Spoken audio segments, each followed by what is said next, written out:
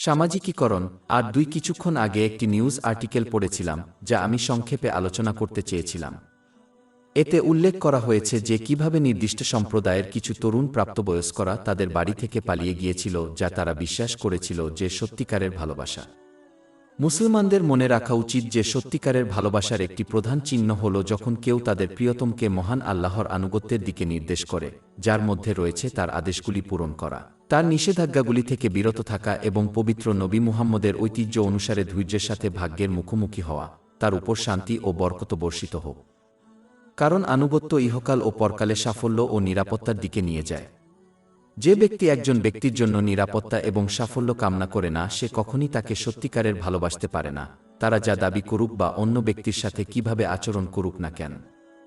যেভাবে একজন মানুষ সুখী হয় যখন তার প্রিয় পার্থিব সাফল্য লাভ করে, যেমন একটি কাজের মতো, তারাও তাদের প্রিয়জনকে উভয় জগতের মানসিক ও দেহের শান্তি পেতে চায়।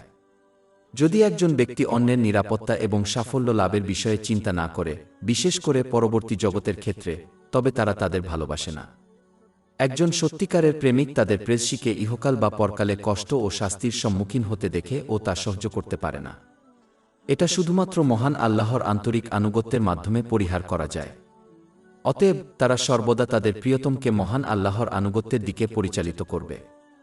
কোনো ব্যক্তি যদি মহান আল্লাহর আনুগত্যের পরিবর্তে অন্যকে তার নিজের স্বার্থ বা অন্যের স্বার্থের দিকে পরিচালিত করে, তবে এটি একটি স্পষ্ট লক্ষণ যে তারা তাদের প্রকৃতপক্ষে ভালোবাসে না। এটি সমস্ত সম্পর্কের ক্ষেত্রে প্রযোজ্য, যেমন বন্ধুত্ব এবং আত্মীয়। অতএব একজন মুসলমানের মূল্যায়ন করা উচিত যে তাদের জীবনে যারা তাদেরকে মহান আল্লাহর দিকে পরিচালিত করে কিনা। যদি তারা তা করে তবে এটি তাদের প্রতি তাদের ভালোবাসার স্পষ্ট লক্ষণ। যদি তারা তা না করে তবে এটি একটি স্পষ্ট লক্ষণ যে তারা তাদের সত্যিকারের ভালোবাসে না। অধ্যায় 4:3 আয় জুকরুফ, আয়াত 6-7। ঘনিষ্ঠ বন্ধুরা সেদিন পরস্পরের শত্রু হবে, ধার্মিক ছাড়া। সামাজিকীকরণ 3। কিছুক্ষণ আগে একটি নিউজ আর্টিকেল পড়েছিলাম যা আমি সংক্ষেপে আলোচনা করতে চেয়েছিলাম। এটি একজন ব্যক্তি কিভাবে একজন বন্ধুর দ্বারা প্রভাবিত হয় সে সম্পর্কে রিপোর্ট করেছে। পৃথিবীতে এমন অগণিত উদাহরণ রয়েছে যে কিভাবে একজন ব্যক্তি তার বন্ধুকে জীবনে ভুল পথে যেতে অনুপ্রাণিত করেছিলেন, যা তাদের গুরুতর সমস্যা সৃষ্টি করেছিল, যেমন জেল। একজনকে শুধুমাত্র খারাপ বৈশিষ্ট্যের অধিকারী ব্যক্তিদের থেকে সতর্ক হওয়া উচিত নয়, কারণ তারা তাদের বন্ধুদেরকে নেতিবাচকভাবে প্রভাবিত করবে। সুনান আবু দাউদ 4:33 নম্বরে পাওয়া একটি হাদিসে এই বিষয়ে সতর্ক করা হয়েছে। কিন্তু একজন মুসলিমকে তাদের প্রতি অকৃত্রিম ভালোবাসার অধিকারী বলে মনে হয়, বিশেষ করে যাদের ইসলামিক জ্ঞান নেই, তাদের ব্যাপারেও সতর্ক হওয়া উচিত। কারণ যার ইসলামিক জ্ঞান নেই সে কখনো কখনো তাদের প্রিয়জনকে ভুল উপদেশ দেয়, বিশ্বাস করে যে তারা তাদের সঙ্গীর প্রতি তাদের ভালোবাসা পূরণ করেছে এবং দেখিয়েছে।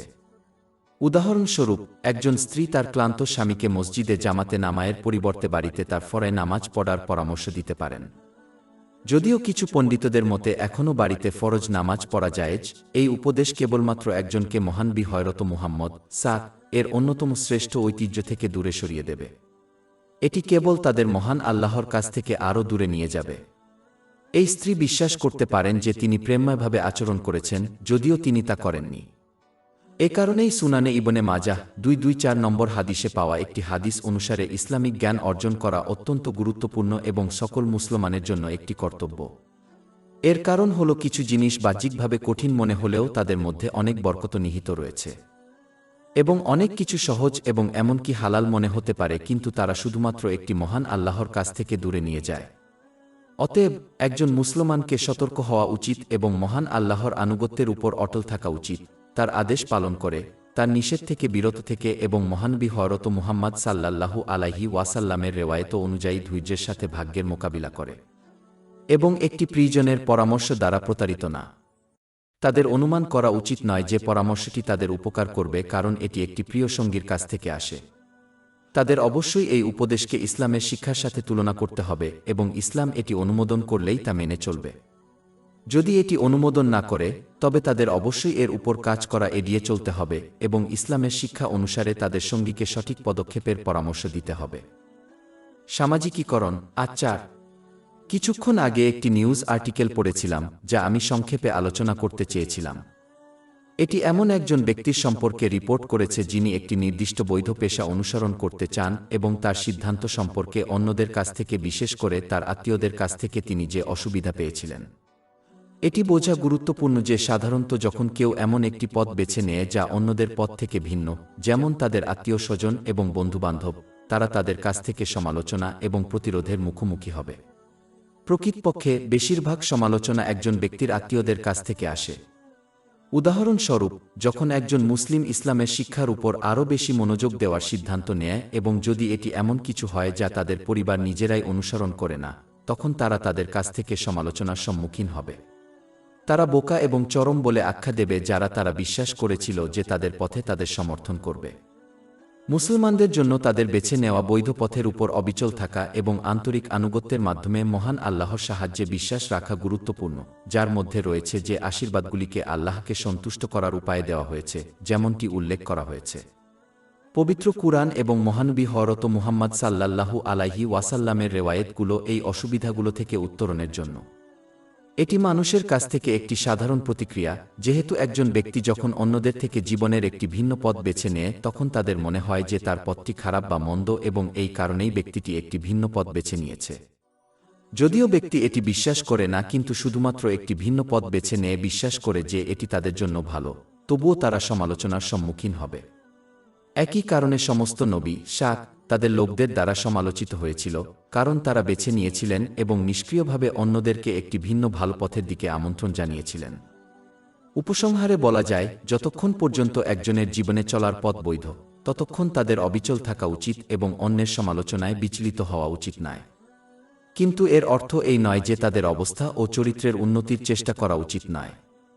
এর অর্থ হল ইসলামের শিক্ষা অনুসারে তাদের বৈধ পছন্দ অনুসরণ করতে তাদের বাধা দেওয়া উচিত নয়। সামাজিকীকরণ ৮৫। কিছুক্ষণ আগে একটি নিউজ আর্টিকেল পড়েছিলাম যা আমি সংক্ষেপে আলোচনা করতে চেয়েছিলাম। এটি একটি দল হিসাবে কাজ করার জন্য কর্মক্ষেত্রে সহকর্মীদের সাথে ইতিবাচক উপায়ে যোগাযোগের বিষয়ে রিপোর্ট করেছে। এটা বোঝা গুরুত্বপূর্ণ যে ইসলাম সব মানুষের সাথে সম্পূর্ণভাবে মিলিত হওয়ার জন্য মুসলমানদের দাবি করে না। যেহেতু মানুষ ভিন্ন ভিন্নভাবে সৃষ্টি হয়েছে এবং ভিন্ন বৈশিষ্ট্যের অধিকারী, তাই সবার সাথে মিশে যাওয়া সম্ভব নয়। মানসিকতার পার্থক্যের কারণে লোকেরা সবসময় অন্যদের সাথে একমত হবে না যারা ভিন্ন মানসিকতার অধিকারী।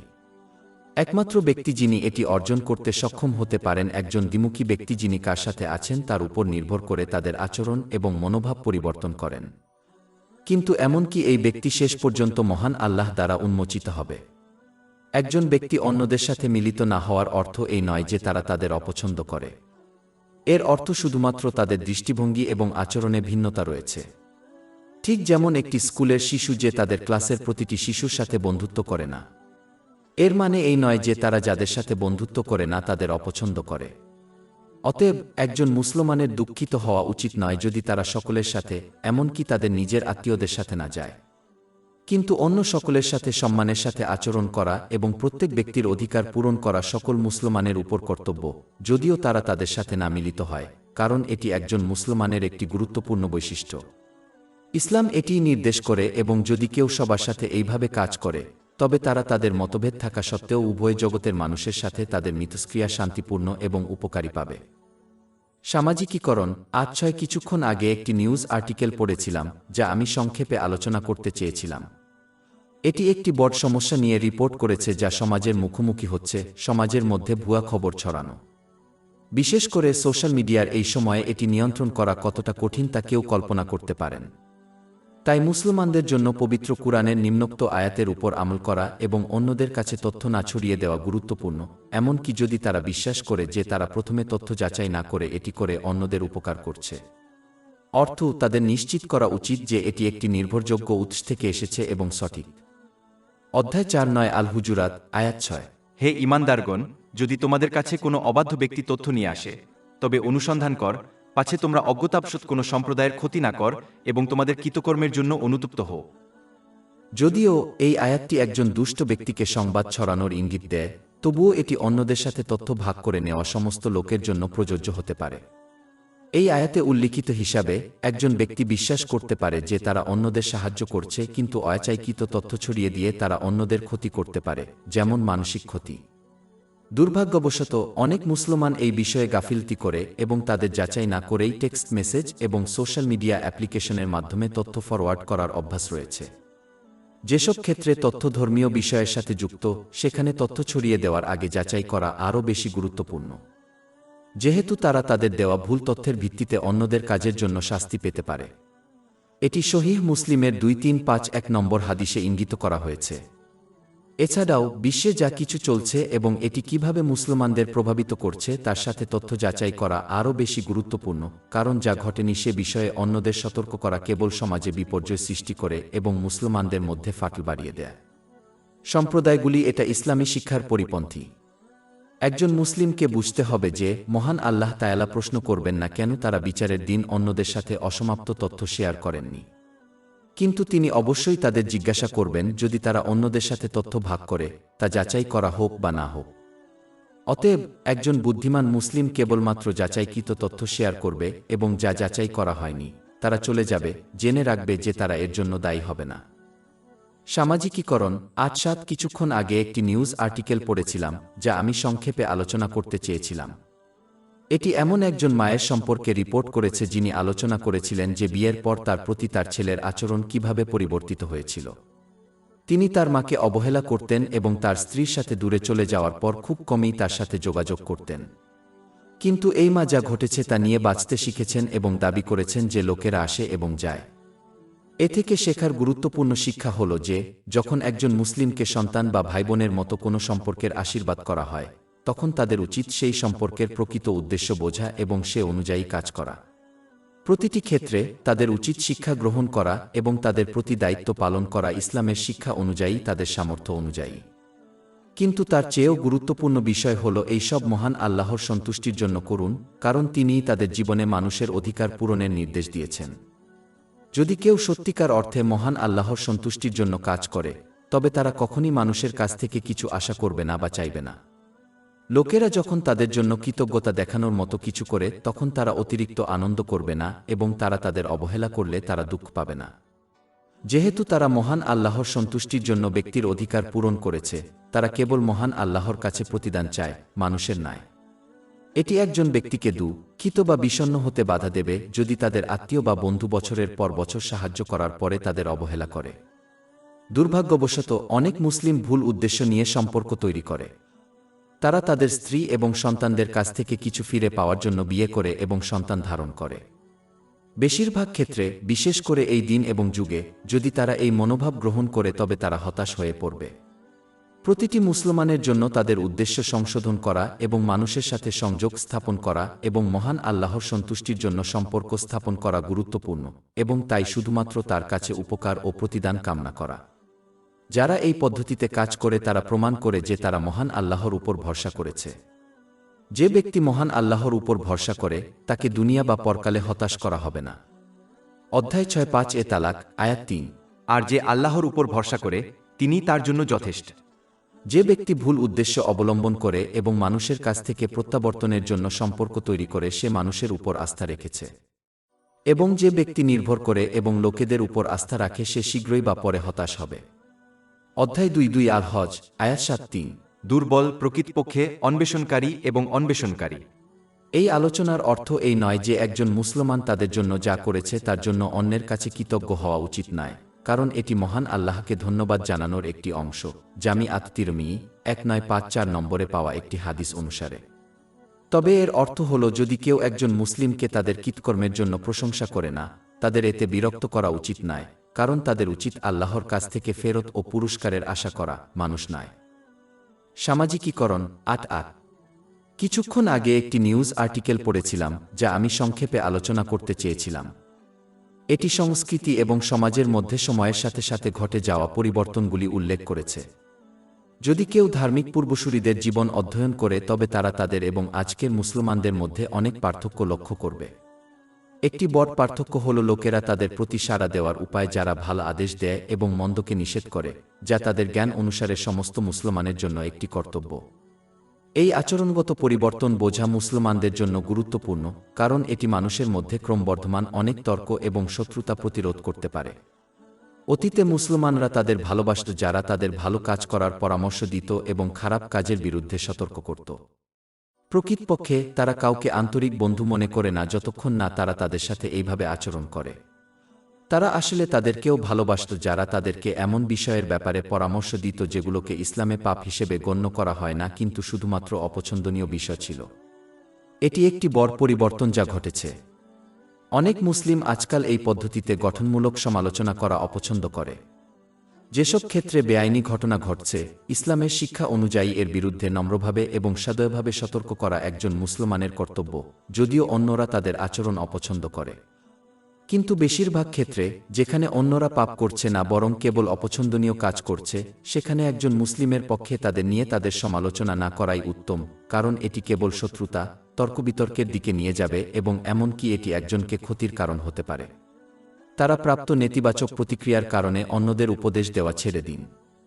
ব্যতিক্রম হল যখন একজনকে উপদেশ দেওয়া হচ্ছে সে এমনভাবে উপদেশ দেওয়া পছন্দ করে।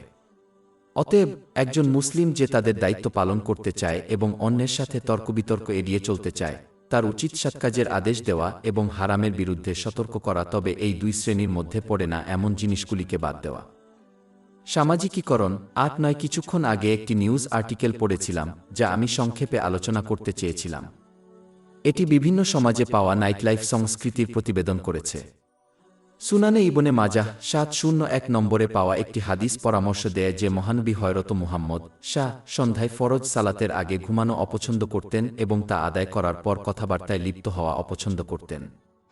যদিও সন্ধ্যার শেষের দিকে ফরজ সালাতের আগে ঘুমানো নিষেধ নয়, তবে এটি আগে পড়া অনেক উত্তম এবং নিরাপদ, কারণ এটি ঘুমানোর আগে ঘুমানোর সময় পার করে। উপরন্তু, এমনকি যদি কেউ জেগে উঠতে পারে, তবে ঘুমের কারণে সৃষ্ট অলসতা তাদের এতে পুরোপুরি মনোযোগ দিতে বাধা দিতে পারে, যার ফলে তাদের পুরস্কার হ্রাস পায়। পরিশেষে, এটি হওয়ার সাথে সাথেই এটি এবং বাকি সমস্ত ফরজ নামাজ আদায় করা উত্তম, কারণ এটি সুনানে আন-নাসাই ৬১২ নম্বরে পাওয়া একটি হাদিস অনুসারে মহান আল্লাহর কাছে সবচেয়ে প্রিয় নেক আমলগুলির একটি, এবং এইভাবে আচরণ করা একজন প্রকৃত মুমিনের লক্ষণ। অধ্যায় ৪ আন-নিসা, আয়াত ১০৩। অবশ্যই, মুমিনদের উপর নামায় ফরজ করা হয়েছে নির্দিষ্ট সময়ের জন্য। দুর্ভাগ্যবশত, এটি একটি বহুল প্রচলিত প্রথায় পরিণত হয়েছে, বিশেষ করে এশিয়ান মুসলমানদের মধ্যে। তারা বাধ্যতামূলক গভীর সন্ধ্যার নামাজ আদায় করার পরে পার্থিব সমাবেশ এবং কথোপকথন করা। যদিও এটি নিষিদ্ধ নয়, তবুও এটি প্রায়শই নিরর্থক কথাবার্তার দিকে পরিচালিত করে, যা সময়ের অপচয়। বিচার দিবসে এটি তাদের জন্য একটি বড় আফসোসের বিষয় হবে, বিশেষ করে যখন তারা তাদের সম্পদকে সঠিকভাবে ব্যবহারকারীদের দেওয়া পুরস্কারটি পর্যবেক্ষণ করবে। এটি প্রায়শই পাপের দিকে নিয়ে যায়, যেমন পরচর্চা, গীবত এবং অপবাদ। এবং এমনকি যদি কেউ এর থেকে রক্ষা পায়, তবে অপ্রয়োজনীয়ভাবে সন্ধ্যায় জেগে থাকা তাদের কেবল আরও ক্লান্ত করে তুলবে, যার ফলে তাদের জন্য জাগ্রত হওয়া এবং ফজরের নামাজ সঠিকভাবে আদায় করা কঠিন হয়ে পড়বে। এই ক্লান্তি প্রায়শই কারণ অনেক মুসলমান মসজিদে জামাতের সাথে ফরজ ফজরের নামাজ আদায় করেন না। এই ক্লান্তি একজনকে রাতের স্বেচ্ছায় নামায় পড়া থেকেও বিরত রাখতে পারে, যেটি ফরে নামায়ের পরে সর্বোত্তম নামায়, সুনানে আন-নাসাই ১৬১৪ নম্বরে পাওয়া একটি হাদিস অনুসারে। মুহাম্মদ সাল্লাল্লাহু আলাইহি ওয়াসাল্লাম। সামাজিকীকরণ ৯-০ মুসলমানদের অবশ্যই তাদের শত্রুদের বিরুদ্ধে অবিচল থাকতে হবে, যেমন শয়তান, তাদের ভিতরের শয়তান এবং যারা তাদেরকে মহান আল্লাহর অবাধ্যতার দিকে আমন্ত্রণ জানায়। যখনই এই শত্রুদের দ্বারা প্রলুব্ধ হয়, তখনই একজন মুসলমানের মহান আল্লাহর আনুগত্য থেকে মুখ ফিরিয়ে নেওয়া উচিত নয়। পরিবর্তে তাদের উচিত মহান আল্লাহর আনুগত্যের উপর অটল থাকা, যার মধ্যে রয়েছে তার আদেশ পালন করা, তার নিষেধ থেকে বিরত থাকা এবং ধৈর্যের সাথে ভাগ্যের মুখোমুখি হওয়া। এটি এমন স্থান, জিনিস এবং লোকদের এড়িয়ে চলার মাধ্যমে অর্জন করা হয় যারা তাদেরকে পাপ এবং মহান আল্লাহর অবাধ্যতার দিকে আমন্ত্রণ ও প্রলুব্ধ করে। শয়তানের ফাঁদ থেকে বেঁচে থাকা শুধুমাত্র ইসলামী জ্ঞান অর্জন ও তার উপর আমল করার মাধ্যমেই অর্জিত হয়। একটি পথে একইভাবে ফাঁদ শুধুমাত্র অনুরূপভাবে জ্ঞানের অধিকারী দ্বারা এড়ানো যায়। শয়তানের ফাঁদ থেকে বাঁচতে ইসলামী জ্ঞানের প্রয়োজন। উদাহরণস্বরূপ, একজন মুসলিম পবিত্র কুরআন তেলাওয়াত করার জন্য অনেক সময় ব্যয় করতে পারে, কিন্তু তাদের অজ্ঞতার কারণে তারা গীবত করার মতো পাপের মাধ্যমে তাদের সৎ কাজগুলি না বুঝেই ধ্বংস করতে পারে। একজন মুসলিম এই আক্রমণগুলির মুখোমুখি হতে বাধ্য, তাই তাদের উচিত তাদের জন্য প্রস্তুত করা উচিত মহান আল্লাহর আন্তরিক আনুগত্যের মাধ্যমে এবং বিনিময়ে একটি অগণিত পুরস্কার লাভ করা। যারা তার সন্তুষ্টির জন্য এইভাবে সংগ্রাম করে, তাদের জন্য মহান আল্লাহ সঠিক পথনির্দেশের নিশ্চয়তা দিয়েছেন। অধ্যায় ২ আল-আনকাবুত, আয়াত ৬। এবং যারা আমাদের জন্য চেষ্টা করে, আমরা অবশ্যই তাদের আমাদের পথ দেখাব। অথচ অজ্ঞতা ও অবাধ্যতার সাথে এসব আক্রমণের মুখোমুখি হওয়াই উভয় জগতেই কষ্ট ও অসম্মানের দিকে নিয়ে যাবে। একইভাবে একজন সৈনিক যার কাছে আত্মরক্ষার জন্য কোনো অস্ত্র নেই সে পরাজিত হবে। এই আক্রমণের মুখোমুখি হওয়ার সময় একজন অজ্ঞ মুসলমানের কাছে আত্মরক্ষার জন্য কোনো অস্ত্র থাকবে না, যার ফলে তাদের পরাজয় ঘটবে। অথচ জ্ঞানী মুসলমানকে সবচেয়ে শক্তিশালী অস্ত্র প্রদান করা হয় যাকে পরাস্ত করা যায় না বা প্রহার করা যায় না, অর্থাৎ মহান আল্লাহর আন্তরিক আনুগত্য। এটি কেবলমাত্র আন্তরিকভাবে ইসলামী জ্ঞান অর্জন এবং তার উপর আমল করার মাধ্যমেই অর্জিত হয়। সামাজিকীকরণ ৯১ জামে আত তিরমিজি ২৫০১ নম্বরে পাওয়া একটি হাদিসে মহানবী মুহাম্মদ সাল্লাল্লাহু আলাইহি ওয়াসাল্লাম ঘোষণা করেছেন যে যে চুপ থাকে সে নাজাত পায়। এর অর্থ যে ব্যক্তি অনর্থক বা মন্দ কথা থেকে চুপ থাকে এবং কেবল ভালো কথা বলে তাকে উভয় জগতেই মহান আল্লাহ রক্ষা করবেন।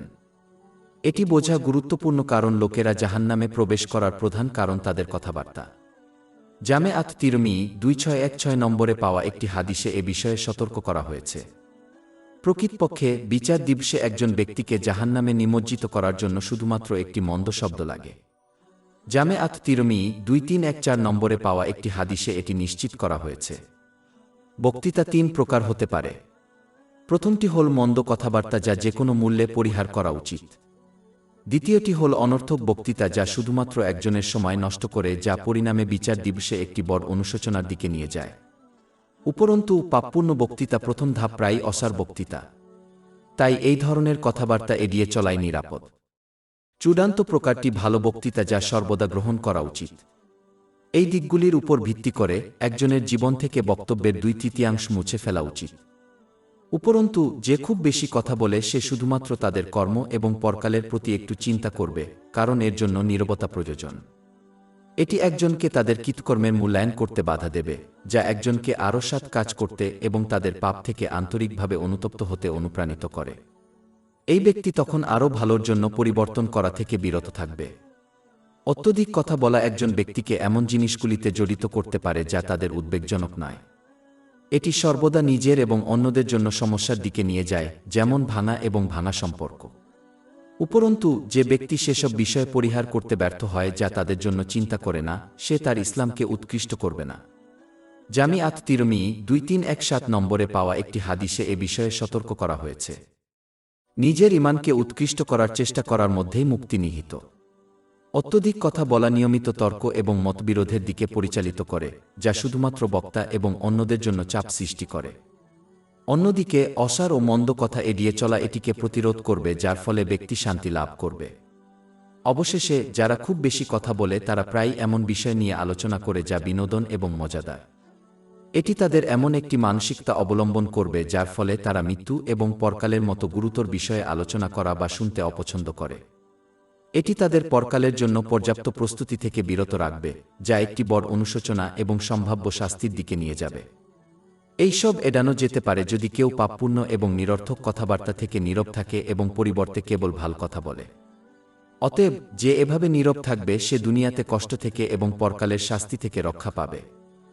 সামাজিকীকরণ ৯২ সহিহ বুখারী ৬১১৬ নম্বরে পাওয়া একটি হাদিসে মহানবী হযরত মুহাম্মদ একজন ব্যক্তিকে রাগ না করার পরামর্শ দিয়েছেন। প্রকৃতপক্ষে এই হাদিসটির অর্থ এই নয় যে একজন ব্যক্তির কখনই রাগ করা উচিত নয়, কারণ রাগ একটি সহজাত বৈশিষ্ট্য যা এমনকি নবী সাল্লাল্লাহু আলাইহি ওয়াসাল্লামের মধ্যেও পাওয়া যায়। আসলে কিছু বিরল ক্ষেত্রে রাগ উপকারী হতে পারে, যেমন আত্মরক্ষায়। এই হাদিসটির প্রকৃত অর্থ হল একজন ব্যক্তির উচিত তাদের রাগকে নিয়ন্ত্রণ করা যাতে এটি তাকে মহান আল্লাহর অবাধ্যতার দিকে নিয়ে না যায়, যা মহানবী দ্বারা নিখুঁতভাবে প্রদর্শিত হয়েছে। উপরন্তু এই হাদিসটি দেখায় যে রাগ অনেক মন্দের দিকে নিয়ে যায় এবং এটি নিয়ন্ত্রণ করা অনেক কল্যাণের দিকে পরিচালিত করে। প্রথমত এই উপদেশ এমন সব ভালো বৈশিষ্ট্য গ্রহণ করার নির্দেশ যা একজনকে তাদের রাগ নিয়ন্ত্রণে উৎসাহিত করবে, যেমন ধৈর্য। এই হাদিসটিও ইঙ্গিত করে যে একজন ব্যক্তি তার রাগ অনুযায়ী কাজ করবে না। পরিবর্তে এটি নিয়ন্ত্রণ করার জন্য তাদের নিজেদের সাথে সংগ্রাম করা উচিত যাতে এটি তাদের পাপের দিকে নিয়ে না যায়। মহান আল্লাহর সন্তুষ্টির জন্য রাগ নিয়ন্ত্রণ করা একটি মহান কাজ এবং ঐশ্বরিক ভালোবাসার দিকে নিয়ে যায়। অধ্যায় ৩ আলে ইমরান আয়াত ১৩-৪ যারা ক্রোধ সংবরণ করে এবং যারা মানুষকে ক্ষমা করে এবং আল্লাহ সৎকর্মশীলদের ভালোবাসেন। ইসলামের মধ্যে এমন অনেক শিক্ষা রয়েছে যা মুসলমানদের তাদের রাগ নিয়ন্ত্রণ করতে উৎসাহিত করে। উদাহরণস্বরূপ রাগ শয়তানের সাথে যুক্ত এবং অনুপ্রাণিত হওয়ার কারণে সহিহ বুখারী 3-2-8-2 নম্বরে পাওয়া একটি হাদিস পরামর্শ দেয় যে একজন রাগান্বিত ব্যক্তিকে শয়তান থেকে মহান আল্লাহর আশ্রয় প্রার্থনা করা উচিত।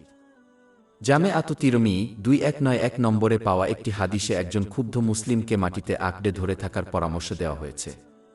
এর অর্থ হতে পারে যে তারা শান্ত না হওয়া পর্যন্ত পৃথিবীতে সেজদা করবে। প্রকৃতপক্ষে যত বেশি একজন নিষ্ক্রিয় দেহের অবস্থান নেয় ততই তাদের রাগ করার সম্ভাবনা কম। এটি সুনানে আবু দাউদ 4782 নম্বরে পাওয়া একটি হাদিসে ইঙ্গিত করা হয়েছে। এই উপদেশের উপর কাজ করা একজনকে তাদের রাগকে নিজের মধ্যে বন্দী করার অনুমতি দেয় যতক্ষণ না এটি চলে যায়, যাতে এটি অন্যকে নেতিবাচকভাবে প্রভাবিত না করে। একজন মুসলমান যে রাগান্বিত হয় তার উচিত সুনানে আবু দাউদ 4784 নম্বরে পাওয়া হাদিসে দেওয়া উপদেশ অনুসরণ করা। মহানবী হযরত মুহাম্মদ রাগান্বিত মুসলমানকে অজু করার পরামর্শ দিয়েছেন। এর কারণ হল জল ক্রোধের সহজাত বৈশিষ্ট্যকে কাউন্টার করে তাপ। যদি কেউ তখন প্রার্থনা করে তবে এটি তাদের রাগকে আরও নিয়ন্ত্রণ করতে এবং একটি মহান পুরস্কারের দিকে পরিচালিত করতে সহায়তা করবে। এ পর্যন্ত আলোচিত উপদেশ একজন রাগান্বিত মুসলমানকে তাদের শারীরিক ক্রিয়াকলাপ নিয়ন্ত্রণ করতে সাহায্য করে। কারো কথা নিয়ন্ত্রণ করার জন্য রাগ হলে কথা বলা থেকে বিরত থাকাই ভালো। দুর্ভাগ্যবশত শব্দগুলি প্রায়ই শারীরিক ক্রিয়াকলাপের চেয়ে অন্যদের উপর দীর্ঘস্থায়ী প্রভাব ফেলতে পারে। রাগের মাথায় বলা কথার কারণে অগণিত সম্পর্ক ভেঙে গেছে। এই আচরণ প্রায়ই অন্যান্য পাপ এবং অপরাধের দিকে পরিচালিত করে। একজন মুসলিমের জন্য সুনানে ইবনে মাজাহ 3970 নম্বরে পাওয়া হাদিসটি লক্ষ্য করা গুরুত্বপূর্ণ, যা সতর্ক করে যে বিচারের দিনে একজন ব্যক্তিকে জাহান্নামে নিমজ্জিত করার জন্য শুধুমাত্র একটি মন্দ শব্দের প্রয়োজন হয়। রাগ নিয়ন্ত্রণ করা একটি মহান গুণ এবং যে ব্যক্তি এটি আয়ত্ত করে তাকে সহিহ বুখারী 6114 নম্বর হাদিসে পাওয়া একটি শক্তিশালী ব্যক্তি হিসাবে মহানবী হযরত মুহাম্মদ বর্ণনা করেছেন। মহান আল্লাহর সন্তুষ্টির জন্য তাদের ক্রোধ, অর্থাৎ তারা তাদের ক্রোধের কারণে কোনো পাপ করে না, তাদের অন্তর শান্তি ও সত্য বিশ্বাসে পরিপূর্ণ হবে। এটি সুনানে আবু দাউদ 4778 নম্বরে পাওয়া একটি হাদিসে উপদেশ দেওয়া হয়েছে। এটি পবিত্র হৃদপিণ্ডের একটি বৈশিষ্ট্য যা পবিত্র কুরআনে উল্লেখ করা হয়েছে। এটি একমাত্র হৃদয় যা কিয়ামতের দিন নিরাপত্তা দেওয়া হবে। অধ্যায় 26 আশ-শুআরা আয়াত 88-89। যেদিন ধনসম্পদ বা সন্তান সন্ততি কোনো উপকারে আসবে না, কিন্তু একমাত্র সেই ব্যক্তি যে আল্লাহর কাছে আসে সুস্থ হৃদয় নিয়ে। আগেই বলা হয়েছে সীমার মধ্যে রাগ উপকারী হতে পারে।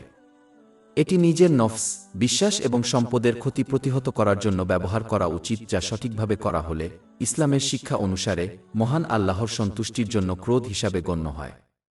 এই ছিল মহানবী হযরত মুহাম্মদ সাল্লাল্লাহু আলাইহি ওয়াসাল্লামের অবস্থা, যিনি কখনো নিজের কামনাবাসনার জন্য রাগান্বিত হননি। তিনি শুধুমাত্র মহান আল্লাহর সন্তুষ্টির জন্য রাগান্বিত হয়েছিলেন, যা সহিহ মুসলিম 6050 নম্বর হাদিসে পাওয়া যায়।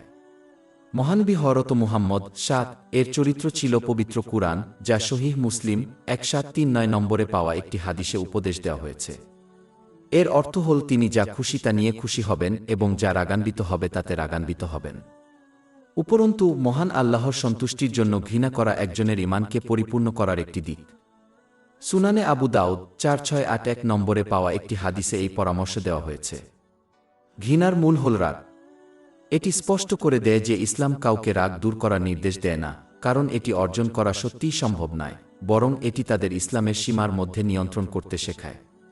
উল্লেখ্য যে শুধুমাত্র মহান আল্লাহর সন্তুষ্টির জন্য রাগান্বিত হওয়া প্রশংসনীয়, কিন্তু এই রাগ যদি সীমা অতিক্রম করে তবে তা দোষারোপযোগ্য হয়ে যায়। মহান আল্লাহর সন্তুষ্টির জন্য রাগান্বিত হলেও ইসলামের শিক্ষা অনুযায়ী তাদের রাগ নিয়ন্ত্রণ করা একজনের জন্য অত্যন্ত গুরুত্বপূর্ণ। সুনান আবু দাউদে পাওয়া একটি হাদিস 4901 নম্বর এমন একজন উপাসককে সতর্ক করে যে ক্রোধের সাথে দাবি করে যে আল্লাহ মহান, একটি নির্দিষ্ট পাপী ব্যক্তিকে ক্ষমা করবেন না। ফলস্বরূপ এই উপাসককে জাহান্নামে পাঠানো হবে এবং বিচারের দিনে পাপীকে ক্ষমা করা হবে। মন্দের উৎস 4টি জিনিস নিয়ে গঠিত: নিজের ইচ্ছা, ভয়, খারাপ ক্ষুধা এবং রাগ নিয়ন্ত্রণে ব্যর্থ হওয়া। অতএব যে ব্যক্তি এই হাদিসের উপদেশ গ্রহণ করবে তাদের চরিত্র ও জীবন থেকে 1/4 মন্দতা দূর করবে। উপসংহারে বলা যায়, মুসলমানদের জন্য তাদের রাগ নিয়ন্ত্রণ করা অত্যাবশ্যক, তাই এটি তাদের এমনভাবে কাজ বা কথা বলে না যা তাদের এই দুনিয়া এবং আখেরাত উভয় ক্ষেত্রেই বড় আফসোসের দিকে নিয়ে যায়। সামাজিকীকরণ 9.3 আমার একটি চিন্তা ছিল যা আমি শেয়ার করতে চেয়েছিলাম। এটি সাধারণত দেখা যায় যে যখন কেউ একটি ভালো কাজ করার সিদ্ধান্ত নেয় যার জন্য সময়, শক্তি এবং এমনকি সম্পদের প্রয়োজন হয়, তখন তারা প্রায়শই অন্যদের দ্বারা বন্ধ করে দেয়। প্রথম বাধা হল শয়তান, যে ভালো কাজ করা থেকে বিরত রাখার জন্য আপ্রাণ চেষ্টা করে। দ্বিতীয় বাধা হল নিজের অভ্যন্তরীণ স্বভাব, যা অলসতা এবং লোভে অভ্যস্ত। চূড়ান্ত বাধা অন্য লোকেরা। দুর্ভাগ্যবশত এই বাধাদানকারীদের মধ্যে অনেকেই প্রায়ই দুর্বল বিশ্বাসের অধিকারী মুসলিম। তাদের বিশ্বাস দুর্বল হওয়ায় তারা ছোটখাটো ভালো কাজ করার মহত্ব উপলব্ধি করতে ব্যর্থ হয়, এবং তাদের দুর্বল ঈমান তাদেরকে পার্থিব সুখ স্বাচ্ছন্দ্য ভোগ করার দিকে ঝুঁকে দেয়, যা সরাসরি ভালো কাজ করার সাথে সাংঘর্ষিক। তাই এই লোকেরা প্রায়শই প্রশ্ন করে যে কেন একজন মুসলমান একটি ভালো কাজ করার চেষ্টা করছে, বিশেষ করে সেই কাজগুলির জন্য সময়, শক্তি এবং সম্পদ প্রয়োজন। উদাহরণস্বরূপ, একজন মুসলিম একটি ওয়েবসাইট তৈরি করতে দৃঢ়প্রতিজ্ঞ হতে পারে যা ইসলামিক জ্ঞান শেয়ার করে। অন্যরা প্রায়শই তাদের পরিকল্পনাকে ছোট করে বলে তা বন্ধ করে দেয়, কারণ তারা ভালো কাজের গুরুত্বকে গুরুত্ব দেয় না। যারা দান করতে দৃঢ়সংকল্পবদ্ধ তারা দুর্বল ঈমানের অধিকারী অন্যরা বন্ধ করে দেবে। তারা অপ্রত্যাশিত আর্থিক সমস্যার সম্মুখীন হলে তাদের সম্পদ ধরে রাখতে ভয় দেখানোর চেষ্টা করবে। লোকেরা, বিশেষ করে দুর্বল বিশ্বাসের মুসলিমরা কিভাবে অন্যদেরকে ভালো কাজ করা থেকে বিরত রাখে, তারা যা করতে চায় তা ছোট করে দেখানোর উদাহরণগুলি অবিরাম। এই ধরনের ক্ষেত্রে একজন মুসলমান যে ভালো কিছু করতে চায়, কার সঙ্গে পরামর্শ করবে তা বেছে নিতে হবে। যেমন একজন অসুস্থ ব্যক্তি শুধুমাত্র একজন ডাক্তারের সাথে পরামর্শ করে, অথবা যখন কেউ গাড়ির সমস্যায় পড়ে শুধুমাত্র একজন মেকানিকের সাথে পরামর্শ করে, একজন মুসলিমকে শুধুমাত্র দৃঢ় বিশ্বাসের অধিকারীদের সাথে পরামর্শ করতে হবে। এই সেই ব্যক্তি যিনি পবিত্র কুরআনের শিক্ষা এবং মহানবী হযরত মুহাম্মদ সাল্লাল্লাহু আলাইহি ওয়াসাল্লামের ঐতিহ্যকে শিখেন এবং আমল করেন। শুধুমাত্র এই ব্যক্তি ছোট ভালো কাজের গুরুত্ব উপলব্ধি করবে এবং তাই অন্যদেরকে সেগুলি করতে উৎসাহিত করবে। ইসলামিক জ্ঞানের অধিকারী নয় এমন ব্যক্তির সাথে পরামর্শ করা উচিত নয়, কারণ তারা কেবল তাদের পরিকল্পনাকে ছোট করবে এবং শেষ পর্যন্ত তাদের তা থেকে দূরে সরিয়ে দেবে, এমনকি তাদের উদ্দেশ্য খারাপ না হলেও। এই পরামর্শটি অধ্যায় ৩:০ আর রুম ৬:০ আয়াতে নির্দেশিত হয়েছে। এবং তারা যেন আপনাকে বিচলিত না করে যারা বিশ্বাসে নিশ্চিত নয়। সামাজিকীকরণ ৯:৪। আমার একটি চিন্তা ছিল যা আমি শেয়ার করতে চেয়েছিলাম। এটা আশ্চর্যজনক যে কত লোক প্রায়ই অন্যকে স্বার্থপর বলে লেবেল করে, যদিও তারা স্বার্থপর হয়। তাদের মতে স্বার্থপর হচ্ছে যখন কেউ অন্যের পছন্দ, মতামত এবং সুখের বিরোধিতা করে নিজের সুখ বেছে নেয়। ইসলামের দৃষ্টিতে এটা স্বার্থপরতা নয় যদি না অন্যের অধিকার লঙ্ঘন করা হয় তাদের বৈধ পার্থিব পছন্দের অনুসরণে।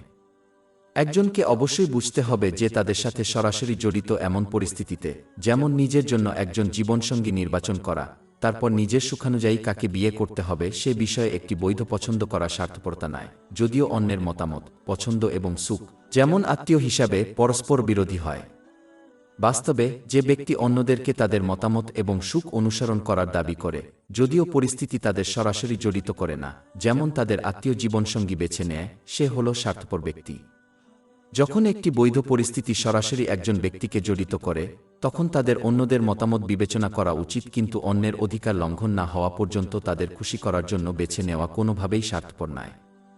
এটি অন্যদের প্রতি আন্তরিকতার একটি কাজ যখন কেউ তাদের মতামত এবং পছন্দকে দূরে রাখে এমন পরিস্থিতিতে যা তাদের সরাসরি জড়িত করে না এবং পরিবর্তে শুধুমাত্র পরিস্থিতির সাথে সরাসরি জড়িত ব্যক্তিদের সুখ বিবেচনা করে, যেমন দম্পতি বিবাহিত। যেখানে সরাসরি জড়িত নয় এমন পরিস্থিতিতে নিজের মতামত এবং পছন্দকে অন্যের উপর চাপিয়ে দেওয়া স্বার্থপরতা, কারণ পরিস্থিতির সাথে সরাসরি জড়িত ব্যক্তিদের সুখ সবচেয়ে গুরুত্বপূর্ণ, যতক্ষণ না এটি আল্লাহর অবাধ্যতার সাথে জড়িত না হয়। শ্রেষ্ঠ, এটা খুবই লজ্জার বিষয় যে কতজন মানুষ অন্যদেরকে স্বার্থপরতার অভিযোগ এনে খারাপ বোধ করে, যদিও তারা স্বার্থপর। উপসংহারে বলা যায়, যতক্ষণ পর্যন্ত মহান আল্লাহর অবাধ্যতা পরিহার করা হয়, যার মধ্যে মানুষের অধিকার লঙ্ঘন অন্তর্ভুক্ত থাকে, ততক্ষণ একজন মুসলমানের উচিত তাদের পছন্দ, মতামত এবং সুখকে বেছে নেওয়া উচিত এমন পরিস্থিতিতে যা তাদের সাথে সরাসরি জড়িত, কারণ এটি স্বার্থপর আচরণ নয়। সামাজিকীকরণ ৯:৫। আমার একটি চিন্তা ছিল যা আমি শেয়ার করতে চেয়েছিলাম। লোকেরা প্রায়শই যত্ন নেয় এবং অন্যদের জিজ্ঞাসা করে যে তারা তাদের সম্পর্কের ক্ষেত্রে একজন ভালো ব্যক্তি কিনা। উদাহরণস্বরূপ, একজন মা তার সন্তানকে জিজ্ঞাসা করবেন যে তারা মনে করেন যে তিনি একজন ভালো মা। একজন ব্যক্তি তার বন্ধুকে জিজ্ঞাসা করবে যে তারা মনে করে যে তারা একজন ভালো বন্ধু কিনা। সমাজ তাদের সম্পর্কের ক্ষেত্রে ভালো বলে মনে করা একজন মুসলমানের প্রধান উদ্বেগ হওয়া উচিত নয়। তাদের প্রধান উদ্বেগ হওয়া উচিত তারা মহান আল্লাহর একজন ভালো বান্দা কিনা। এই প্রশ্নের উত্তর সমাজ, সংস্কৃতি বা ফ্যাশন দিয়ে দেওয়া যায় না। এর উত্তর তখনই পাওয়া যেতে পারে যখন কেউ তাদের আচরণকে পবিত্র কুরআন এবং মহানবী হযরত মুহাম্মদ সাল্লাল্লাহু আলাইহি ওয়াসাল্লামের ঐতিহ্যের সাথে তুলনা করে। যখন কেউ বৃদ্ধ বয়সে পৌঁছায় তখন এটিকে অগ্রাধিকার দেওয়া আরও গুরুত্বপূর্ণ, কারণ পৃথিবীতে তাদের সময় দ্রুত শেষ হয়ে যাচ্ছে। মানুষ, সংস্কৃতি এবং ফ্যাশন দ্বারা নির্ধারিত মতামত এবং মান অনুযায়ী মানুষের সাথে তাদের সম্পর্কের ক্ষেত্রে একজনকে ভাল হিসাবে সংজ্ঞায়িত করা হয় কিনা তা নিয়ে উদ্বেগের বিষয় হল যে এই জিনিসগুলি অস্থির এবং মানুষের মতামত ব্যাপকভাবে পরিবর্তিত হয়। ফলস্বরূপ, একজন তাদের সম্পর্কের ক্ষেত্রে একজন ভালো ব্যক্তিকে বিবেচনা করে, যেমন একজন ভালো মা, অন্য ব্যক্তি একই সম্পর্কের ক্ষেত্রে তাদের খারাপ ব্যক্তি হিসাবে বিবেচনা করবে।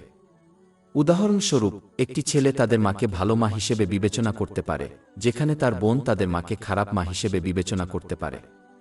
এটি প্রায় সমাজে ঘটে। এই অস্থিরতার ফলস্বরূপ, কেউ কখনো মানুষকে খুশি করতে পারে না এবং তাই তারা তাদের মতামতে আরাম ও শান্তি পাবে না। উপরন্তু, যে ব্যক্তি সবসময় মানুষ, ফ্যাশন এবং সংস্কৃতি এবং তাদের সম্পর্কের বিষয়ে তাদের মতামত সম্পর্কে উদ্বিগ্ন থাকে, সে মহান আল্লাহর সাথে তাদের সম্পর্ককে সহজেই অবহেলা করবে, যার ফলে তারা খারাপ গোলামে পরিণত হতে পারে।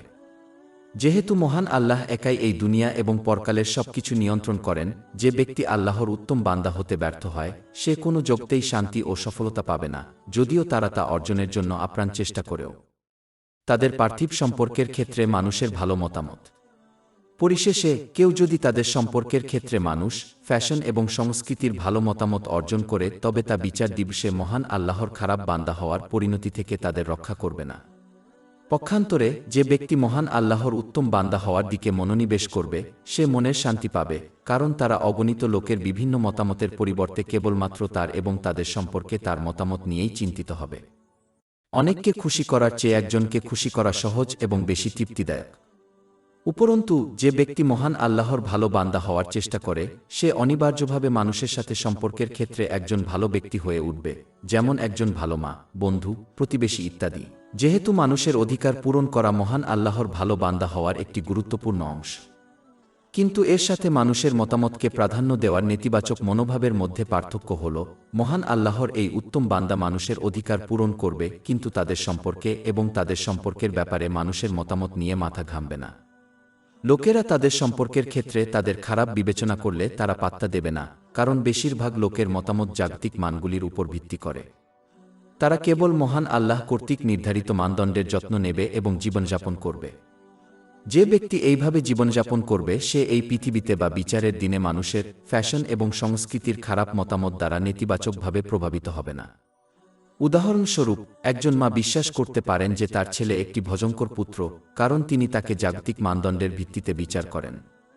কিন্তু যেহেতু সে মহান আল্লাহর একজন উত্তম বান্দা, সেহেতু সে এই পৃথিবীতে তার মায়ের অধিকার পূরণ করে এবং তার প্রতি তার নেতিবাচক মতামত তাকে এই পৃথিবীতে বা বিচার দিবসে প্রভাবিত করবে না, অর্থাৎ তার বিচার হবে আল্লাহ মহান একটি ভালো পুত্র হিসাবে। উপসংহারে বলা যায়, মনের শান্তি ও সাফল্য নিহিত রয়েছে মহান আল্লাহর একজন উত্তম বান্দা হওয়াকে অগ্রাধিকার দেওয়া এবং শুধুমাত্র তাদের সম্পর্কে তার মতামত নিয়ে চিন্তা করা।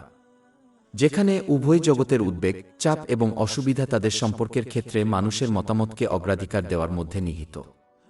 সামাজিকীকরণ ৯/৬ আমার একটি চিন্তা ছিল যা আমি শেয়ার করতে চেয়েছিলাম। একটি সাধারণ ভুল ধারণা রয়েছে যা একজন ব্যক্তিকে আল্লাহ মহান এবং সৃষ্টির প্রতি তাদের চরিত্রের উন্নতি করতে বাধা দেয়। লোকেরা প্রায়শই মন্তব্য করে যে একজনের অন্যদের বিচার করা উচিত নয়। যদিও এটি একটি নির্দিষ্ট পরিমাণে সত্য, দুর্ভাগ্যবশত অনেক লোক তাদের আচরণের উন্নতি এড়াতে এটিকে একটি অজুহাত হিসাবে ব্যবহার করার জন্য এটির অর্থকে প্রেক্ষাপটের বাইরে সম্পূর্ণভাবে পাক করে ফেলেছে। বাস্তবে, অন্যদের বিচার করা একজনের জীবনের প্রতিটি দিকের একটি গুরুত্বপূর্ণ অংশ। উদাহরণস্বরূপ, একজন ব্যক্তি তাদের সাথে বন্ধুত্ব করবেন কিনা তা সিদ্ধান্ত নেওয়ার জন্য অন্যদের বিচার করেন। তারা তাদের জন্য একজন ভাল জীবনসঙ্গী করবে কি না তা সিদ্ধান্ত নেওয়ার জন্য একজন আরেকজনকে বিচার করে। একজন ব্যক্তি সেখানে চাকরির জন্য আবেদন করার আগে একটি কোম্পানির বিচার করেন। একজন নিয়োগকর্তা তাদের দলে যোগদানের জন্য সেরা একজনকে খুঁজে বের করার জন্য প্রার্থীদের বিচার করেন। একজন অভিভাবক তাদের সন্তানের জন্য একজনকে নিয়োগ করার আগে বিভিন্ন গৃহশিক্ষকের বিচার করেন। একজন ব্যবসার মালিক তাদের সাথে ব্যবসা করবেন কিনা তা নির্ধারণ করতে অন্য ব্যবসার মালিককে বিচার করবেন। তাদের আচরণ, চরিত্র এবং কর্মের ক্ষেত্রে অন্যদের বিচার করার উদাহরণ কার্যত সীমাহীন। তাই অন্যের বিচার করা উচিত নয় এমন দাবি করা নিছক বোকামি, কারণ অন্যের বিচার না করে কেউ এই পৃথিবীতে বাঁচতে পারে না। ইসলামের ক্ষেত্রে একজন মুসলমানকে অবশ্যই অন্যের কাজের বিচার করতে হবে, অন্যথায় তারা সমাজে ভালো উপদেশ এবং খারাপ কাজ থেকে নিষেধ করার দায়িত্ব পালন করতে পারে না। অধ্যায় ৩ আলে ইমরান, আয়াত ১১০। তোমরা সর্বোত্তম জাতি, উদাহরণস্বরূপ, যা মানবজাতির জন্য উৎপাদিত হয়েছে। তোমরা সৎকাজের আদেশ কর এবং অন্যায়কে নিষেধ কর এবং আল্লাহর প্রতি বিশ্বাস রাখ। সুনানে আবু দাউদ ৪৬৮১ নম্বরে পাওয়া হাদিস অনুসারে মহান আল্লাহর সন্তুষ্টির জন্য ভালোবাসা, ঘৃণা, দান করা এবং আটকানো ছাড়া একজন মুসলমান তাদের ঈমানকে পূর্ণ করতে পারে না। অন্যদের বিচার না করে কিভাবে এটি অর্জন করা সম্ভব? অন্যদের ভালো কাজে সাহায্য করা এবং খারাপ কাজে সাহায্য করা এড়িয়ে চলার গুরুত্বপূর্ণ দায়িত্ব অন্যদের এবং তাদের কর্মের বিচার না করে অর্জন করা যায় না। অধ্যায় ৫ আল মাইদাহ, আয়াত ২। এবং ধার্মিকতা ও তাকওয়ায় সহযোগিতা কর, কিন্তু পাপ ও আগ্রাসনে সহযোগিতা করো না। পূর্বে তালিকাভুক্ত অনেক উদাহরণ ইসলাম দ্বারা উৎসাহিত করা হয়েছে, যেমন একজন উপযুক্ত জীবনসঙ্গী খুঁজে বের করা এবং উপযুক্ত বন্ধু বাছাই করা। অন্যদের বিচার না করে এসবের কোনোটাই পূর্ণ হতে পারে না। মহান আল্লাহকে আন্তরিকভাবে আনুগত্য করার জন্য এবং অন্যদেরকে অনুরূপ করতে উৎসাহিত করার জন্য ইসলামের শিক্ষা অনুসারে অন্যের কর্মের বিচার করা ইসলামের একটি গুরুত্বপূর্ণ দিক। এই ক্ষেত্রে মানুষের বিচার একজন ব্যক্তির কাছ থেকে এসেছে বলে মনে হতে পারে, কিন্তু বাস্তবে এটি মহান আল্লাহর ফয়সালা। কোনো মুসলমানকে অবজ্ঞা বা সমালোচনা করা উচিত নয়। একজন ব্যক্তির চূড়ান্ত ফলাফল বিচার করা, মহান আল্লাহ তাদের ক্ষমা করবেন কি করবেন না, বা তারা জান্নাতে যাবেন কিনা, বা তাদের উদ্দেশ্য বিচার করা এমন কিছু যা একজন মুসলমানের করা অনুমোদিত নয়, কারণ এগুলো একজন মুসলমানের জ্ঞানের বাইরে এবং তাই তারা তাদের উপর আলোচনা বা মন্তব্য করার কোনো অধিকার নেই। উপসংহারে, মুসলমানরা অন্যদের বিচার করার সঠিক ধারণাটি বোঝে যাতে তারা আরও সহজে গঠনমূলক সমালোচনা গ্রহণ করে, যা ইসলামের শিক্ষার উপর ভিত্তি করে, অন্যদের কাছ থেকে, যাতে তারা আল্লাহ মহান এবং সৃষ্টির প্রতি তাদের চরিত্র উন্নত করে। এই পদ্ধতিতে আচরণ করা সঠিক দিক নির্দেশনা এবং উভয় জগতে সাফল্যের একটি গুরুত্বপূর্ণ অংশ। সামাজিকীকরণ ৯৭। আমার একটি চিন্তা ছিল যা আমি শেয়ার করতে চেয়েছিলাম। সময়ের সাথে সাথে মানুষের সম্পর্ক ভেঙে যাওয়ার একটি বড় কারণ হল অজ্ঞতা। যখন কেউ জানে না যে তারা অন্যদের পাওনা বা অধিকার তাদের পাওনা, তখন ইসলামের শিক্ষা অনুসারে লোকেরা এমন জিনিসগুলি প্রত্যাশা করতে শুরু করে এবং দাবি করতে শুরু করে যা তাদের প্রাপ্ত নয়, এবং তারা অন্যদের কাছেও যে অধিকারগুলি পাওনা তা পূরণ করতে ব্যর্থ হয়। উদাহরণস্বরূপ, পিতামাতারা প্রায়শই বিশ্বাস করেন যে তাদের সন্তানেরা তাদের সম্পূর্ণ বাধ্যতা এবং জমা দেওয়ার অর্থ লিনি। তাদের সন্তানকে অবশ্যই তাদের পিতামাতার পরামর্শের সাথে একমত হতে হবে এবং তা করতে হবে। কিন্তু ইসলামে এটা ঠিক নয়। একটি শিশুর জীবনে তাদের নিজস্ব আইনগত পছন্দ করার অধিকার আছে, এমনকি যদি এটি তাদের পিতামাতার মতামতের বিরোধিতা করে, যতক্ষণ না তারা তাদের পিতামাতার প্রতি ভালো আচরণ বজায় রাখে। বিবাহবিচ্ছেদের প্রধান কারণ হল যখন লোকেরা এমন কিছু দাবি করে যা তাদের স্ত্রীর কাছে ঋণী নয়। ভাইবোনরা প্রায়শই বিচ্ছিন্ন হয়ে যায় কারণ তারা বিশ্বাস করে যে তাদের ভাইবোনদেরও ব্যতিক্রম ছাড়াই এবং তাদের খুশি করার উপায়ে তাদের সমর্থন করা উচিত। উদাহরণ কার্যত অন্তহীন। একজনের প্রাপ্ত অধিকার সম্পর্কে অবজ্ঞা এবং অন্যদের যে অধিকার তাদের পাওনা তা একজনকে তাদের নিজস্ব ইচ্ছা, সংস্কৃতি এবং ফ্যাশন অনুসারে এই মানগুলি তৈরি করতে উৎসাহিত করে। যেহেতু মানুষের আকাঙ্ক্ষাগুলি যথেষ্ট পরিবর্তিত হয়, তাই এই বানোয়াট মানগুলি মানুষ কখনই পূরণ করে না। এটি মানুষের মধ্যে তিক্ততার দিকে পরিচালিত করে, যা সময়ের সাথে সাথে ভেঙে যায় এবং ভেঙে যায় সম্পর্ক। মুসলমানদের অবশ্যই ইসলামের শিক্ষাগুলি শিখে এবং আমল করার মাধ্যমে এই পরিণতি এড়াতে হবে, যাতে তারা অন্যদের কাছে তাদের পাওনা অধিকারগুলি জানে এবং তা পূরণ করে, এবং জনগণ তাদের কাছে যে অধিকারগুলি প্রাপ্ত তা জানে। উপরন্তু, যখন কেউ ইসলামী জ্ঞান অর্জন করে এবং তার উপর কাজ করে, তখন এটি তাদের অন্যদের সাথে নম্র আচরণ করতে উৎসাহিত করবে, এই আশায় যে মহান আল্লাহ তাদের সাথে নম্র আচরণ করবেন। এই নম্রতা একজনকে অন্যের কাছ থেকে তাদের পূর্ণ অধিকার দাবি করতে বাধা দেবে, যার ফলে অন্যদের জীবন সহজ হবে এবং তর্কের ঝুঁকি হ্রাস পাবে। এই নম্রতা একজনকে অন্যের দ্বারা অন্যায় করা হলে জিনিসগুলি ছেড়ে দিতে উৎসাহিত করবে, যাতে তারা তুচ্ছতা এড়াতে পারে। এটি ইতিবাচকতা এবং মনের শান্তির দিকে নিয়ে যায় এবং ভেঙে যাওয়া এবং ভাঙা সম্পর্ককে প্রতিরোধ করে। অন্যদিকে, নিজের মান অনুযায়ী জীবনযাপন করা বিপরীত ঘটনা ঘটায়। একজন ব্যক্তি সহজেই ছোটখাটো বিষয়ে ছোট হয়ে যায়, তারা তিক্ত হয়ে ওঠে এবং কয়েক দশক ধরে ক্ষোভ ধরে রাখে। এটি শত্রুতা, নেতিবাচকতা এবং অন্যদের প্রতি একটি হতাশাবাদী মনোভাবের দিকে পরিচালিত করে। এই সমস্ত জিনিসগুলি মনের শান্তিকে বাধা দেয় এবং ভেঙে যাওয়া সম্পর্কের দিকে নিয়ে যায়। তাই মুসলমানদের অবশ্যই নিশ্চিত করতে হবে যে তারা ইসলামী জ্ঞান শিখে এবং আমল করার মাধ্যমে অন্যদের সাথে তাদের সুস্থ সম্পর্ক রয়েছে, যাতে তারা মানুষের অধিকারগুলি জানে এবং তা পূরণ করতে পারে এবং জনগণ তাদের কাছে যে অধিকারগুলি পাওনা তা জানে। সামাজিকীকরণ ৯৮। আমার একটি চিন্তা ছিল যা আমি শেয়ার করতে চেয়েছিলাম। ভেঙে যাওয়া এবং ভাঙা সম্পর্কের একটি প্রধান কারণ এড়ানো মানুষের জন্য গুরুত্বপূর্ণ, যথা অন্যদের প্রতি নেতিবাচক আচরণ করা যখন তারা পাপ করেনি। পরিবারগুলিতে এটি প্রায়শই পরিলক্ষিত হয় যখন কেউ তাদের আত্মীয়দের সাথে এমন আচরণ করে যার ফলে তারা প্রায়শই তাদের জীবন পছন্দ এবং জীবনযাত্রার সাথে তাদের অসম্মতি দেখানোর জন্য তাদের সমালোচনা করে, তিরস্কার করে এবং খুঁতখুত করে। উদাহরণস্বরূপ, একজন পিতামাতা তাদের সন্তানকে খোঁচা দিতে পারেন যে এমন কাউকে বিয়ে করে যাকে তারা অনুমোদন করেনি, যদিও কোনো পাপ করা হয়নি। লোকেরা, বিশেষত প্রবীণরা, ভুলভাবে বিশ্বাস করে যে তারা যাদের প্রতি নেতিবাচক আচরণ করে তাদের অবশ্যই সব পরিস্থিতিতে তাদের ভালোবাসতে হবে এবং সম্মান করতে হবে। কিন্তু তারা বুঝতে ব্যর্থ হয় যে মানুষ ফেরেশতা নয়। যদি কাউকে তিরস্কার করা হয় এবং এমন জিনিসগুলির জন্য যথেষ্ট সমালোচনা করা হয় যা পাপ নয়, তবে অবশ্যই এমন একটি দিন আসবে যখন ব্যক্তিটি তার নিজের পিতামাতা হলেও তার আত্মীয়ের সাথে কথা বলা, দেখা বা মেলামেশা করা অপছন্দ করবে। এর অর্থ এই নয় যে তারা তাদের ভালোবাসে না বা সম্মান করে না। এর মানে হলো যে মানুষ ফেরেশতা নয়। নেতিবাচক মনোভাব একজন ব্যক্তির হৃদয়ে নেতিবাচক অনুভূতি তৈরি করে, যার ফলে তারা যখনই তাদের আত্মীয়দের সাথে নেতিবাচক আচরণ করে তাদের সাথে তাদের আচরণ করতে হয়, তখন তারা উদ্বেগ এবং চাপ অনুভব করে।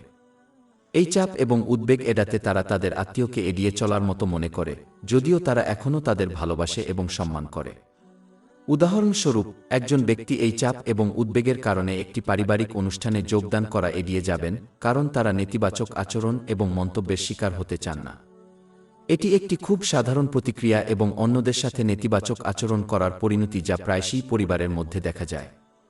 মুসলমানদের অবশ্যই অন্যদের সাথে নেতিবাচকভাবে আচরণ করার দীর্ঘমেয়াদী প্রভাবকে অবমূল্যায়ন করা উচিত নয়, এমনকি যদি এটি শুধুমাত্র সমালোচনা এবং নেতিবাচক মন্তব্য জড়িত থাকে, কারণ এটি সময়ের সাথে সাথে গড়ে উঠতে পারে এবং তাদের সম্পর্ক ভেঙে যেতে পারে এবং ভেঙে যেতে পারে। যখন অন্যরা কোনো পাপ করেনি, তখন তাদের প্রতি নেতিবাচক আচরণ করা উচিত নয় এবং পরিবর্তে তারা যে জীবন পছন্দ করে তা গ্রহণ করা উচিত। তারা অন্যদের সাথে যেভাবে আচরণ করতে চায় তার সাথে আচরণ করে তাদের অধিকার পূরণে মনোনিবেশ করা উচিত, যার মধ্যে পবিত্র কুরআন এবং পবিত্র নবী মুহাম্মদের ঐতিহ্যের রূপরেখা অনুযায়ী তাদের কথা ও কাজের মাধ্যমে তাদের সাথে ইতিবাচক আচরণ করা অন্তর্ভুক্ত। তার উপর শান্তি ও বরকত বর্ষিত হোক। সামাজিকীকরণ ৯৯। আমার একটি চিন্তা ছিল যা আমি শেয়ার করতে চেয়েছিলাম। আধুনিক বিশ্বে সমস্ত মানুষের জীবনে যে জিনিসগুলিকে খুব বেশি জোর দেওয়া হয় এবং অনেক মনোযোগ দেওয়া হয় তা হল সামাজিকীকরণ। ইসলাম অন্যদের সাথে মেলামেশা নিষিদ্ধ করে না এবং প্রকৃতপক্ষে মুসলমানদেরকে ইসলামের শিক্ষা অনুযায়ী মানুষের অধিকার পূরণের নির্দেশ দেয়। কম নয়, ইসলাম সর্বদা মানুষকে সামাজিকীকরণের উদ্দেশ্য বুঝতে উৎসাহিত করে। মূল উদ্দেশ্য হল পরকালের জন্য কার্যত প্রস্তুতিতে একে অপরকে সাহায্য করা। এর মধ্যে পরস্পরকে সাহায্য করা এবং উৎসাহিত করা জড়িত, যা তারা প্রদত্ত আশীর্বাদগুলিকে মহান আল্লাহকে সন্তুষ্ট করার উপায়ে ব্যবহার করতে পারে। এই মনোভাব উভয় জগতে মানসিক শান্তির দিকে নিয়ে যায়। অধ্যায় ১/৬ আন-নাহল, আয়াত ৯-৭। যে ব্যক্তি সৎকাজ করবে, সে পুরুষ হোক বা নারী, সে মুমিন থাকা অবস্থায়, আমি অবশ্যই তাকে উত্তম জীবন দান করব এবং অবশ্যই তাদের প্রতিদান দেব পরকালে তারা যা করত তার সর্বোত্তম প্রতিদান। অন্যদিকে সমাজ, সামাজিক যোগাযোগ মাধ্যম, সংস্কৃতি এবং ফ্যাশন মানুষকে জাগতিক লাভ ও ভোগের জন্য সংযুক্ত এবং সামাজিকীকরণের আহ্বান জানায়। এই মনোভাব মানবজাতির এই পৃথিবীতে একসাথে থাকার উদ্দেশ্যকে অস্বীকার করে। সামাজিকীকরণ নিজেই একটি শেষ নয়, এটি কেবল শেষ করার একটি উপায়। শেষ পর্যন্ত নিরাপদে শেষ বিচারের দিনে পৌঁছানো। এই পৃথিবীতে একসাথে কাজ করার লক্ষ্যে লোকেদের একত্রিত করার উদাহরণ, যাতে তারা পরকালের জন্য পর্যাপ্তভাবে প্রস্তুত হয়।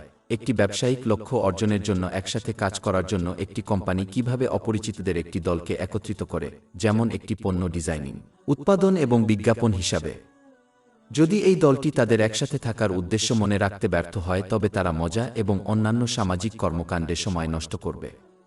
এর ফলে তারা একসাথে থাকার উদ্দেশ্যকে উপেক্ষা করবে এবং এইভাবে তাদের দলকে ব্যর্থতা হিসেবে চিহ্নিত করা হবে।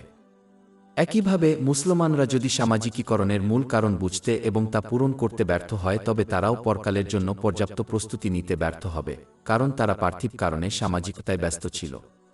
সামাজিকীকরণের মাধ্যমে একজনকে বৈধ মজা করার অনুমতি দেওয়া হয়, তবে তাদের কখনই এমন আচরণ করা উচিত নয় যেন এটি সামাজিকীকরণের উদ্দেশ্য। উপসংহারে, মানুষকে একত্রিত করা হয়েছে একে অপরের সাথে সংযোগ স্থাপনের জন্য নয়, বরং একে অপরের সাথে সংযোগ স্থাপনের জন্য যাতে তারা একে অপরকে মহান আল্লাহর সাথে সংযোগ স্থাপনে সহায়তা করতে পারে। দুজনের মধ্যে পার্থক্য করতে কখনই ব্যর্থ হওয়া উচিত নয়, অন্যথায় তারা এই পৃথিবীতে একসাথে থাকার উদ্দেশ্য পুরোপুরি মিস করবে। সাহাবায়ে কেরাম, আল্লাহ তাদের প্রতি সন্তুষ্ট, এই বাস্তবতা বুঝতে পেরেছিলেন এবং তাই সর্বদা সংযুক্ত থাকতেন এবং একত্রে কাজ করতেন যাতে মহান আল্লাহর আনুগত্য করা যায়, এবং ফলস্বরূপ তারা সমাজের মধ্যে ন্যায়বিচার ও শান্তি ছড়িয়ে দেয় যা অন্য কোনো গোষ্ঠী কখনো অর্জন করতে পারেনি। অধ্যায় ৫ আল মাইদা, আয়াত ২। এবং ধার্মিকতা ও তাকওয়ায় সহযোগিতা কর, কিন্তু পাপ ও আগ্রাসনে সহযোগিতা করো না। অন্যদিকে, যে ব্যক্তি সামাজিকীকরণের উদ্দেশ্য ভুলে যায় সে যখনই অন্যদের সাথে মেলামেশা করবে তখনই উভয় জগতেই তাদের জন্য সমস্যা সৃষ্টি করবে। অধ্যায় ৪-৩ আয় জুকরুফ, আয়াত ৬-৭। ঘনিষ্ঠ বন্ধুরা সেদিন পরস্পরের শত্রু হবে, ধার্মিক ছাড়া। সামাজিকীকরণ ১০০টি। আমার একটি চিন্তা ছিল যা আমি শেয়ার করতে চেয়েছিলাম। একটি শক্তিশালী এবং বিভ্রান্তিকর মানসিকতা রয়েছে যা মুসলিম সম্প্রদায়ের মধ্যে গভীর শিক গেড়েছে, যেমন একজনের কাজ এবং পছন্দ সম্পর্কে লোকে কি বলবে কি ধারণা দ্বারা প্রবলভাবে প্রভাবিত হচ্ছে। এই মানসিকতা প্রায়ই ধার্মিকতার ছদ্মবেশে পরিধান করা হয় যাতে মুসলমানরা এটি গ্রহণ করে। তারা দাবি করে যে কেউ যদি তাদের সম্পর্কে অন্যরা কি বলে তা বিবেচনা করতে ব্যর্থ হয় তবে তারা নির্লজ্জ হয়ে যাবে। প্রকৃতপক্ষে নির্লজ্জতার মূলে রয়েছে আল্লাহর দৃষ্টি, শ্রবণ ও বিচারের প্রতি যত্নবান না হওয়া, মানুষের সমালোচনা নয়, কারণ ইসলামের দৃষ্টিতে তাদের বেশিরভাগ সমালোচনার কোনো মূল্য নেই এবং কেউ সহজেই তাদের নির্লজ্জ আচরণকে আড়াল করতে পারে। মানুষের কাছ থেকে লোকে কি বলবে কি মানসিকতা একজন ব্যক্তির জীবন ও বিশ্বাসের অনেক দিককে প্রভাবিত করে এবং কলুষিত করে। তর্কাতীতভাবে এর সবচেয়ে বিপজ্জনক প্রভাব হল যে একজন মুসলমান মহান আল্লাহকে সন্তুষ্ট করার পরিবর্তে মানুষের জন্য ভালো কাজ করা শুরু করে। উদাহরণস্বরূপ, একজন মুসলমান কেবলমাত্র তাদের আত্মীয়দের সন্তুষ্ট করার জন্য একজন আত্মীয়ের জানাজায় যোগদান করবে এবং মহান আল্লাহকে খুশি করার জন্য নয়। এই মুসলিম দেখতে পাবে যে বিচারের দিন তাদের বলা হবে তাদের অকৃত্রিম ভালো কাজের জন্য তাদের পুরস্কার তাদের লোকদের কাছ থেকে পেতে যা তারা করা সম্ভব হবে না। জামিআত তিরমিজি ৩১৫৪ নম্বরে পাওয়া একটি হাদিসে এটি নিশ্চিত করা হয়েছে। এটি মনে রাখা গুরুত্বপূর্ণ যে মানুষকে খুশি করার জন্য এমন আচরণ করা উচিত নয়, কারণ এটি ছোট শিরক এবং এটি সোয়াবের ক্ষতির দিকে পরিচালিত করে, যেমন মহান আল্লাহ তাআলা বলেছেন। কোনো অংশীদার থেকে মুক্ত। লোকে কি বলবে কি এর মানসিকতাও মুসলমানদেরকে এমন আচরণ করতে উৎসাহিত করে যা ইসলামের অপছন্দনীয়, যেমন অযথা, অপব্যয় এবং অতিরিক্ত হওয়া। উদাহরণস্বরূপ, বেশিরভাগ মুসলিম বিবাহের লক্ষ্য বিবাহিত দম্পতির আত্মীয়দের খুশি করা, কারণ তারা মানুষের সমালোচনাকে ভয় পায়। এটি তাদের অযৌক্তিকভাবে এবং অযথা ব্যয় করে। মানুষের সমালোচনা থেকে নিজেকে রক্ষা করার জন্য এই মানসিকতা একজনকে পাপ করতে উৎসাহিত করতে পারে। লোকে কি বলবে কি মানসিকতা মুসলমানদেরকে পবিত্র কুরআনের শিক্ষা এবং মহানবী হযরত মুহাম্মদ এর ঐতিহ্যের উপর কাজ করতে বাধা দেয়, কারণ তাদের শিক্ষাগুলি প্রায়শই মুসলমানদের মূর্খ সাংস্কৃতিক বিশ্বাস ও অনুশীলনের বিপরীতে থাকে। গৃহীত লোকেদের দ্বারা সমালোচিত হওয়ার ভয় একজনকে তাদের সাংস্কৃতিক চর্চা পরিত্যাগ করতে বাধা দেয় নির্দেশনার দুটি উৎসের জন্য। লোকে কি বলবে কি এর মানসিকতাও মুসলমানদেরকে সঠিক বাছাই করতে বাধা দেয় যা তাদের সুখ ও মঙ্গলের দিকে নিয়ে যায়। উদাহরণস্বরূপ, অনেক মুসলমান শুধুমাত্র লোকেদের সমালোচনার ভয়ে, বিশেষ করে তাদের আত্মীয়দের, যদি তারা বিবাহ বিচ্ছেদ হয়ে যায় তাহলে তারা আপত্তিজনক বিয়ে করে। অবশেষে, মানুষ কি বলবে কি মানসিকতা একজনকে ভালো আইনানুগ পছন্দ করতে বাধা দেয় কারণ তারা মানুষের সমালোচনাকে ভয় পায়। উদাহরণস্বরূপ, নির্দিষ্ট কিছু দেশের মুসলমানরা তাদের সন্তানদের বিভিন্ন দেশের মুসলমানদের বিয়ে করতে দেবে না কারণ তারা তাদের আত্মীয়দের সমালোচনার ভয় পায়, যদিও বিয়ের প্রস্তাবগুলো বৈধ এবং ভালো। মহান আল্লাহকে সন্তুষ্ট করার জন্য কাজ করা একজন মুসলমানের কর্তব্য। তাদের ইসলামের শিক্ষা অনুযায়ী মানুষের অধিকার পূরণ করতে হবে, কিন্তু এর অর্থ এই নয় যে তাদের খুশি করার জন্য কাজ করা উচিত। এর অর্থ হল জনগণ তাদের প্রতি সন্তুষ্ট হোক বা না হোক, ইসলামের শিক্ষা অনুযায়ী তাদের অধিকার পূরণ করতে হবে। তাদের আনন্দ বা অভাব অপ্রাসঙ্গিক। যে ব্যক্তি মানুষের আনন্দানুসারে কাজ করে সে কখনো এই পৃথিবীতে শান্তি ও সুখ পাবে না এবং মানুষের প্রশংসাও পাবে না। অথচ মহান আল্লাহকে সন্তুষ্ট করার জন্য কাজ করলে উভয় জগতে শান্তি ও সুখ আসে। অধ্যায় ১-৩ আর রাদ, আয়াত ২-৮। নিঃসন্দেহে আল্লাহর স্মরণে অন্তর প্রশান্তি লাভ করে কি সামাজিকীকরণ 101 আমার একটি চিন্তা ছিল যা আমি শেয়ার করতে চেয়েছিলাম। মহানবী হযরত মুহাম্মদ সাল্লাল্লাহু আলাইহি ওয়াসাল্লাম মদিনায় হিজরত করার পর নবম বছরে তাকিফের অমুসলিম গোত্রের প্রতিনিধিত্বকারী একটি প্রতিনিধি দল ইসলাম গ্রহণের জন্য মহানবী হযরত মুহাম্মদ সাল্লাল্লাহু আলাইহি ওয়াসাল্লামের সাথে দেখা করেন। উহুদের যুদ্ধে হামজা বিন আব্দুল মুতালিবকে হত্যাকারী ওয়াহশী, যে ব্যক্তি তার নিরাপত্তা নিশ্চিত করতে এবং মহানবী হযরত মুহাম্মদ এর হাতে ইসলাম গ্রহণ করার জন্য এই প্রতিনিধি দলে যোগ দিয়েছিলেন। তাকে তিনি যখন মদিনায় পৌঁছেন তখন মহানবী হযরত মুহাম্মদ সাল্লাল্লাহু আলাইহি ওয়াসাল্লাম হামজা রাদিয়াল্লাহু আনহুর সাথে তিনি কি করেছিলেন সে সম্পর্কে জিজ্ঞাসা করলেন এবং তার ঈমানের সাক্ষ্য গ্রহণ করলেন, কিন্তু তাকে জিজ্ঞাসা করলেন যে তিনি অহেতুক তার সাথে দেখা এড়াতে পারেন কিনা। ভবিষ্যৎ যেমন তাকে দেখে নবী মুহাম্মদ কে তার চাচা হামজা এর হত্যা ও অঙ্গচ্ছেদের কথা মনে করিয়ে দিয়েছিল। এটি সহিহ বুখারী 4072 নম্বরে পাওয়া একটি হাদিসে আলোচনা করা হয়েছে। যদিও ওয়াহশীর গুনাহ মাফ হয়ে গিয়েছিল যেহেতু সে ইসলাম গ্রহণ করেছিল, তবুও মহানবী হযরত মুহাম্মদ তাকে অযথা তার সাথে দেখা এড়াতে অনুরোধ করেছিলেন। প্রথমত, এটি মহানবী হযরত মুহাম্মদ সাল্লাল্লাহু আলাইহি ওয়াসাল্লামের মানবিক স্বভাবকে নির্দেশ করে। তিনি একই অনুভূতি অনুভব করেছিলেন যা অন্য কোনো মানুষ অনুভব করতে পারে, যেমন রাগ এবং দুঃখ। উপরন্তু এই অনুরোধটি মুসলিম সম্প্রদায়ের জন্য একটি বড় স্বস্তি ছিল, কারণ এটি মুসলমানদের জন্য জিনিসগুলিকে সহজ করে তুলেছিল। যদি হুজুর পাক মুহাম্মদ সাল্লাল্লাহু আলাইহি ওয়াসাল্লাম এমন আচরণ করতেন যেন ওয়াহশী কিছুই করেননি, তাহলে তা সমস্ত মুসলমানকে এমন আচরণ করতে বাধ্য করত যেমনটি মহানবী মুহাম্মদ সাল্লাল্লাহু আলাইহি ওয়াসাল্লামের পথ অবলম্বন করে। তাকে বাধ্যতামূলক। অধ্যায় 3 আলে ইমরান আয়াত 3:1। বলুন, যদি তোমরা আল্লাহকে ভালোবাসো তবে আমাকে অনুসরণ কর, তাহলে আল্লাহ তোমাদের ভালোবাসবেন এবং তোমাদের পাপ ক্ষমা করবেন। মুসলমানদের বিশাল সংখ্যাগরিষ্ঠতা এমনভাবে অন্যদের সাথে মোকাবিলা করতে সক্ষম হবে না। অতএব মহানবী হযরত মুহাম্মদ সাল্লাল্লাহু আলাইহি ওয়াসাল্লামের অনুরোধ তাদের জন্য সহজ করে দিয়েছে। এটি ক্ষমা এবং ভুলে যাওয়ার ভুল ধারণা সংশোধন করে। এই ঘটনা প্রমাণ করে যে মানুষ কম্পিউটার নয় যারা তাদের মন থেকে স্মৃতি মুছে দিতে পারে। মানুষের কাছে অন্যের কাজ ভুলে যাওয়ার আশা করা হয় না, বরং তারা মহান আল্লাহর সন্তুষ্টির জন্য অন্যদের ক্ষমা করতে এবং অন্যের অধিকার পূরণ করতে উৎসাহিত হয়। অধ্যায় 2 আন-নূর আয়াত 2। এবং তাদের ক্ষমা করুন এবং উপেক্ষা করুন।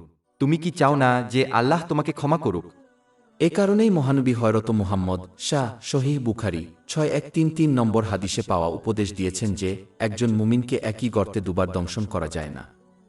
অর্থ, একজন মুসলমানের উচিত অন্যকে ক্ষমা করা এবং তাদের অধিকার পূরণ করা, তবে তাদের উচিত অন্যদের অন্ধভাবে বিশ্বাস করা উচিত নয়, বিশেষ করে যখন তারা অতীতে তাদের দ্বারা অবিচার করা হয়েছে।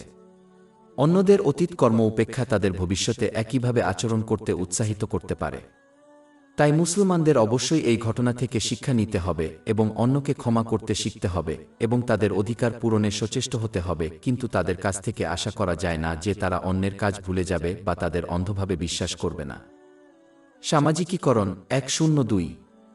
আমার একটি চিন্তা ছিল যা আমি শেয়ার করতে চেয়েছিলাম। ইসলামের পূর্বে নারীরা নিজেরাই এমন কিছু হিসাবে গণ্য হবেন যা অন্যদের দ্বারা উত্তরাধিকার সূত্রে পাওয়া গেছে। ইসলাম এই অন্যায় প্রথা বাতিল করে তাদের এমন অধিকার দিয়েছে যা অন্য সমাজকে ছাড়িয়ে গেছে।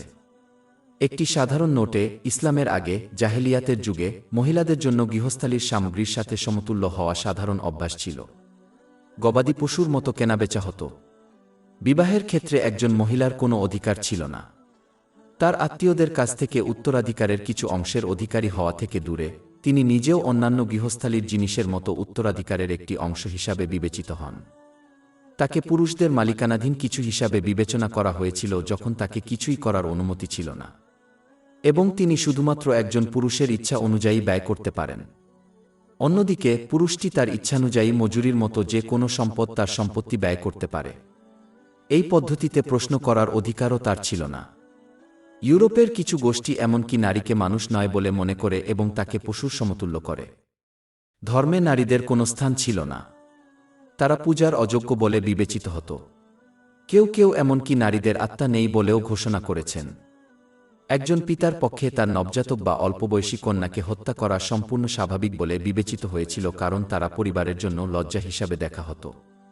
কেউ কেউ এমনও বিশ্বাস করেছিলেন যে একজন মহিলাকে হত্যাকারীর বিরুদ্ধে বিচারের কোনো ব্যবস্থা নেওয়া হবে না। কিছু প্রথা এমনকি মৃত স্বামীর স্ত্রীকে হত্যা করেছিল কারণ তাকে ছাড়া বেঁচে থাকার জন্য তাকে যথেষ্ট উপযুক্ত দেখা যায়নি। কেউ কেউ এমনকি ঘোষণা করেছিলেন যে নারীদের উদ্দেশ্য কেবল পুরুষদের সেবা করা। কিন্তু মহান আল্লাহ তায়ালা মহান হযরত মুহাম্মদ এর মাধ্যমে সকল মানুষকে সম্মান করতে শিখিয়েছেন, ন্যায়বিচার ও ন্যায়পরায়ণতা বিধান করেছেন এবং পুরুষদের তাদের উপর তাদের নিজস্ব অধিকারের সমানতালে নারীর অধিকার পূরণের জন্য দায়ী করা হয়েছে। নারীকে স্বাধীন ও স্বাধীন করা হয়েছে। তিনি পুরুষদের মতোই তার নিজের জীবন এবং সম্পত্তির মালিক হয়েছিলেন। কোনো পুরুষ কোনো নারীকে জোর করে কাউকে বিয়ে করতে পারবে না। যদি তাকে তার সম্মতি ছাড়া বাধ্য করা হয় তাহলে বিয়ে চালিয়ে যাওয়া বা বাতিল করা তার পছন্দ হয়ে যায়। তার সম্মতি ও অনুমোদন ছাড়া তার যা আছে তা থেকে কোনো কিছু ব্যয় করার অধিকার কোনো পুরুষের নেই। স্বামীর মৃত্যুর পর বা বিবাহ বিচ্ছেদের পর সে স্বাধীন হয়ে যায় এবং তাকে কেউ কিছু করতে বাধ্য করতে পারে না।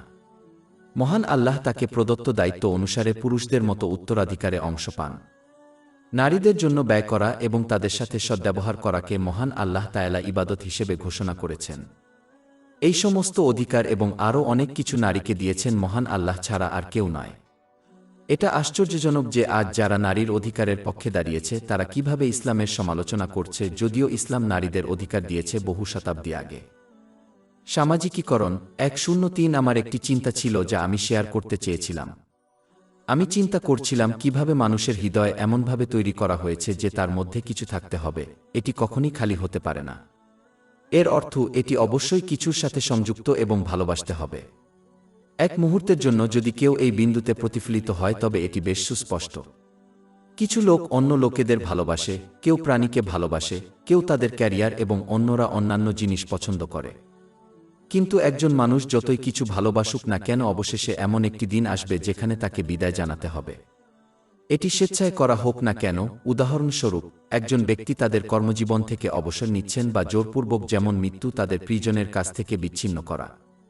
এই কারণেই যারা জীবিত থাকাকালীন তারা যা পছন্দ করতেন তা থেকে বিচ্ছিন্ন হয়ে পড়েছিলেন, যেমন একজন ক্রীড়াবিদ তাদের খেলাধুলা থেকে অবসর নিয়েছিলেন।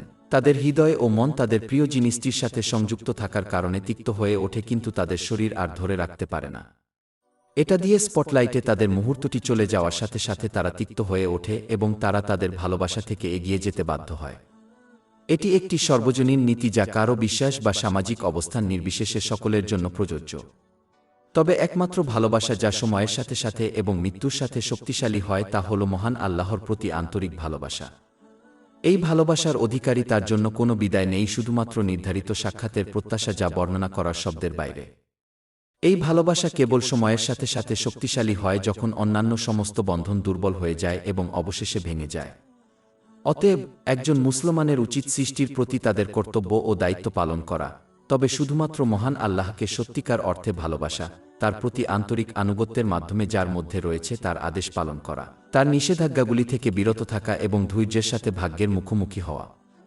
যে এটি অর্জন করবে তাকে কখনই বিদায় জানাতে হবে না।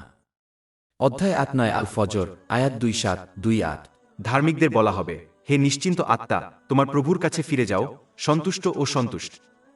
সামাজিকীকরণ 104 আমার একটি চিন্তা ছিল যা আমি শেয়ার করতে চেয়েছিলাম। মুসলমানরা প্রায়শই দাবি করে যে তারা তাদের পার্থিব ক্রিয়াকলাপে খুব ব্যস্ত থাকায় তারা স্বেচ্ছামূলক ধার্মিক কাজগুলি করা কঠিন বলে মনে করে, বিশেষ করে মানুষের সাথে সম্পর্কিত, যেমন কাউকে শারীরিকভাবে সমর্থন করা। যদিও মুসলমানদের যথাসম্ভব স্বেচ্ছামূলক সৎকাজ সম্পাদনের চেষ্টা করা উচিত যাতে উভয় জগতে তাদের উপকার হয়, যদিও তাদের পার্থিব কর্মকাণ্ড কেবল তাদের এই পৃথিবীতেই উপকৃত করবে, কম নয়, এই মুসলমানদের অন্তত একটি নিরপেক্ষ মানসিকতা অবলম্বন করা উচিত।